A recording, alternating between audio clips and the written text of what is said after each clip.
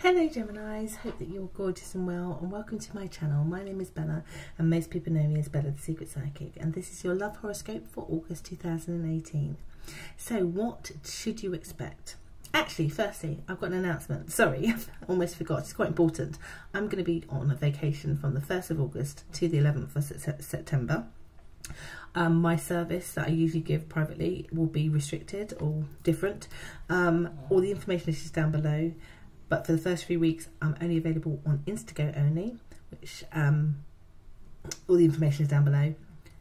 And then from the 24th, I'm completely off grid, so you won't be able to get hold of me. But you can schedule a call with me on my return using my scheduler, which is down below. So sorry, I almost forgot about that. That would have been terrible. Some of you would have been trying to get a reading and thinking, how can I do that? It's because I'm on vacation for quite a long time. So, Geminis, I'm so enthusiastically going into your reading because you've had an interesting time, particularly around interference, and you know, last month there was some potential revenge situation going on. And what I've noticed, and I've said to most star signs this month's energy is about the behaviours of how we behave, and then how people interact with us, how we react to other people's behaviour, and the same is still true for you. Now, first of all, for those of you who are single, my guides are saying here you're lying quite low. You're taking your time to decide to start a new relationship. You're going to be having more thought about it. Again, thinking about the behaviours you like versus the behaviours you don't like. You'll be thinking about how you should behave. You know, perhaps going about things differently to what you have done before to see if you get a better outcome.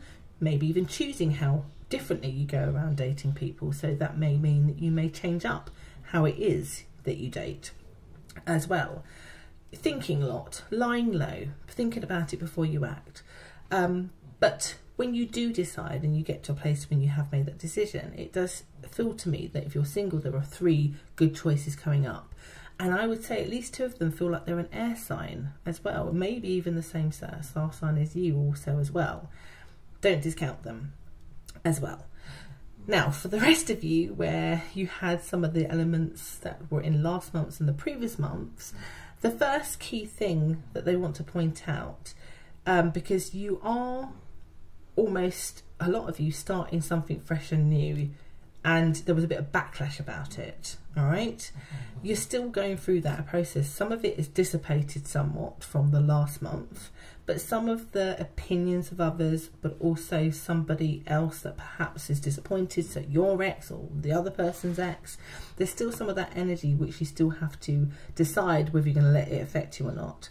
So I do get some interference that you could either focus on and then react and take away from where the focus should be, which is on your new relationship, or you could just focus on your new relationship.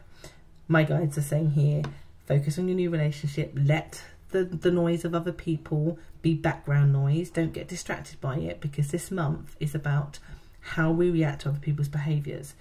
By giving into that, by distracting, it could not be good for your new connection.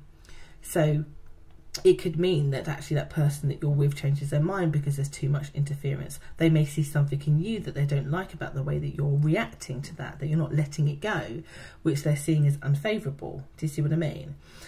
So there is an ask of you about outside interference, outside noise, other people, exes, mothers, fathers, sons, that if you give it too much focus, it ends up not going to your advantage because of the way that it makes you look about how you handle conflict.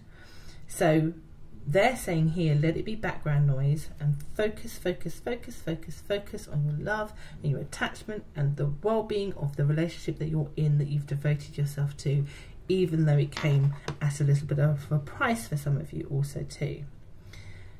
Because it will only strengthen you if you can do that. And it strengthens you as a person to ignore all those naysayers. Just, you know, even if there is guilt attached to it, because perhaps maybe the way that it came about, you know, you might feel, oh gosh, well, I deserve it. But it doesn't matter now. It's a month, it's 2 months into it. It's white noise now. It should be something that you should be held over a barrel against.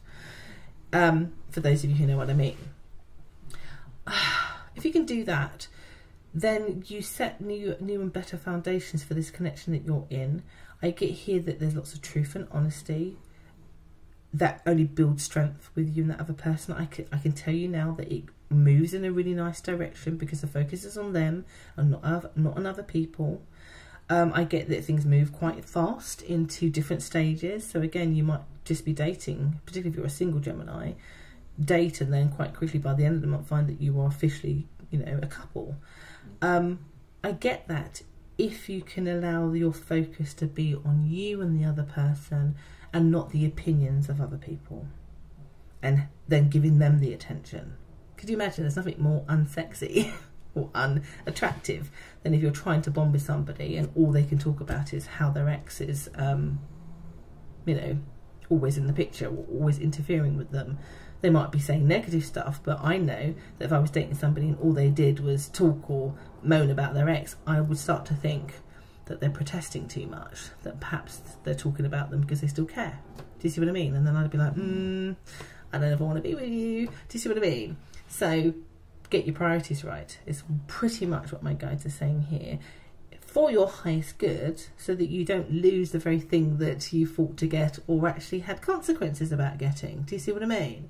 Don't let this energy this month, when it comes to behaviours, let it drag you into the negativities of other people trying to trigger you, because they're trying to interfere in the connection. Do you see what I mean? The best thing you can do is to ignore those people and prove them wrong by putting your attention into it. I hope that makes sense. Because when you do that, you have a really good month. It becomes white noise. It becomes something where you and the other person can bond effectively well. That things move in the right direction and really quickly. It's almost like you then have an opportunity for all those people that wanted to say, oh, it's not going to work, or you did this wrong, la la la la la. You can say, well, actually, we are stronger than ever. You know, it was the right decision to make. And I'm sorry that people didn't like it, but it was right for us. Simple as that, really. Some things have to be that simple. So that's been the message, and probably pretty much the message that I've been giving most star signs this month in different ways in order for them to navigate this energy. But I really hope that that's helped you, gorgeous Geminis.